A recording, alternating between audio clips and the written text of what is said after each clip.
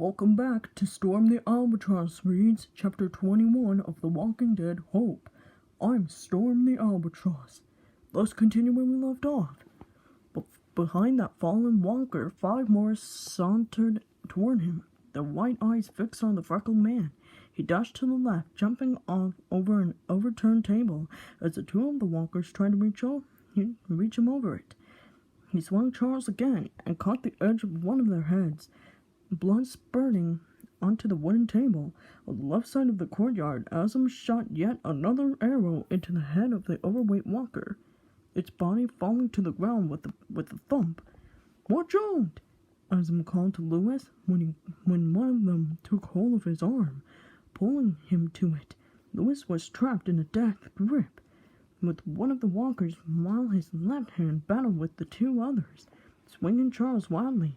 "Azam!" he exclaimed, groaning with the effort of staying on his feet, just before the walker that had his grip on his arm was about to take a bite out of his hand. He heard something whiz past his head, landing with a thud on the side of its head. Lewis's head whipped to his left, spotting Azam aiming his bow in his direction and lowered it just in time to get rid of yet another one of his hunting knife. With his hunting knife, he stepped back and ducked beneath the arm of a skinny female walker.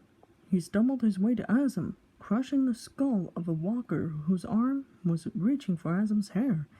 "A little too close for comfort, don't you think?" he teased. They exchanged a nod, turning to see barely 3 walkers coming their way.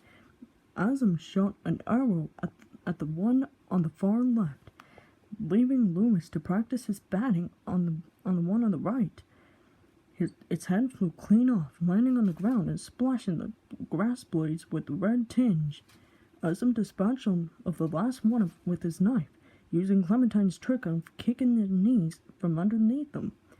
From the other side of the courtyard, Willie was removing his machete from the last walker, which seemed to have gotten stuck as it crashed onto the boy.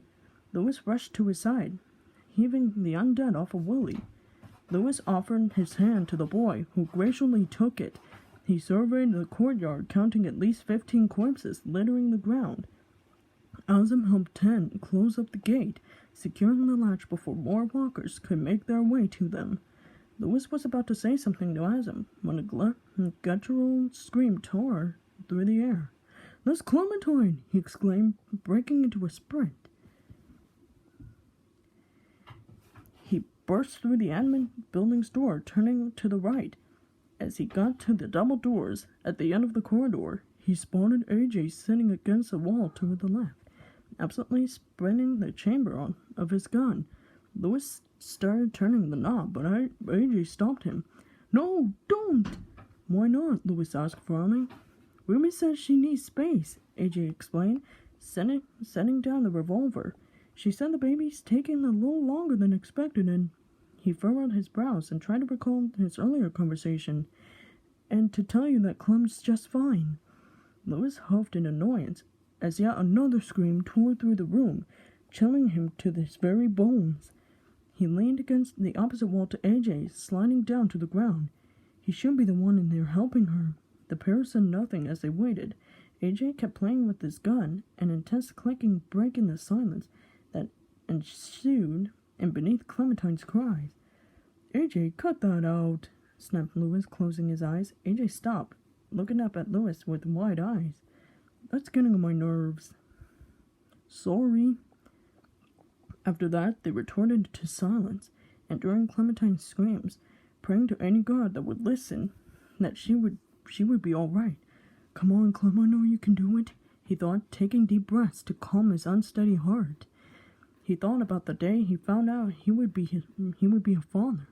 Clem had been feeling under the weather, and he'd been giving her space to clear her head.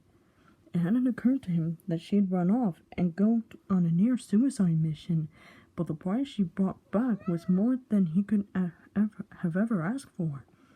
A small plastic stick had been tucked away in a pocket of her jacket, and one of those cheesy greeting cards from the shopping malls. "Congratulations, you're going to be a daddy." She's gone out of her way to get a card from that rundown mall just for his amusement. Several months later, here they were. He was about to actually become a father, despite his previous fervent belief that he'd never be any good at it. I guess you didn't screw me over that badly, huh, Dad? He laid his head back on the wall, his eyes heavy. When had been the last time he slept? At one point, Omar turned the corner and approached both AJ and him with 2 bowls. He shook Louis' shoulders, startling the man awake. Louis took the bowl warily, looking up at the chef. Have you been in here? He asked incredulously. Couldn't have been more than 20 minutes, right? About 4 hours, Omar informed him with a raised eyebrow. Louis' eyes shot wide open, blinking rapidly. He shot up, almost spilling the bowl's contents onto himself, and looked at the door. It was then that he noticed Clementine was still screaming on the other side. Did Ruby say what's going on? He asked Omar. She's been holed in there since you fell asleep, Omar informed Louis, shaking his head slowly. AJ tried to get in an hour ago, but Ruby kicked him out again. There was a lot of blood, AJ commented, staring blankly at the contents of his bowl, staring at him absently. Don't worry about that, kiddo, that's normal, Louis assured him. Was that normal? His mind was screaming at him, demanding an immediate answer. Why would you tell him it's normal, you idiot? AJ nodded slowly and went back to his soup, sipping on the edge of the spoon. Another scream ensued from inside the music room, this one much fainter. AJ and Louis exchanged a look for a moment before Omar left them to their devices, promising he'd be back to check on them. Louis sipped his soup hungrily, realizing just then how hungry he really was. He gulped down its contents, sighing in contentment. As he set the bowl on the floor beside him, in front of him, AJ had already finished his meal and was staring intently at his adoptive father. Ready for your thoughts, little man? What? AJ blinked. It means, what's on your mind? AJ cocked his head, looking down at the hardwood floor pensively. Louis, AJ said. His eyes found Louis's, and his hands were joined on the lap. Is Clem gonna die? The freckled man blinked rapidly, taking aback the question. It was the question he had been dreading to ask himself, lest he found out the gruesome answer of his own accord. He looked up at AJ with a frown. Of course not, little man, he told him, his tone a little harsher than he meant to be. Why would you ask that? Well, my mom died when she had me, AJ explained, shrugging. Don't you think it will be the same with this baby? Clem told me about Rebecca, AJ, Louis said, shaking his head. This is completely different. They were in the middle of winter, freezing their tails off, with no supplies to even hold themselves together this time. Yeah, but what if she doesn't make it? As if confirming his suspicions, Clementine's next scream was more of the fiercest, her voice already growing raw. Work with me a little, would you? Louis sighed, pitching the bridge of his nose. Trust me, AJ, this baby is only changing things for good. Nothing is happening to Clementine. I'll make sure of that. You can't promise that.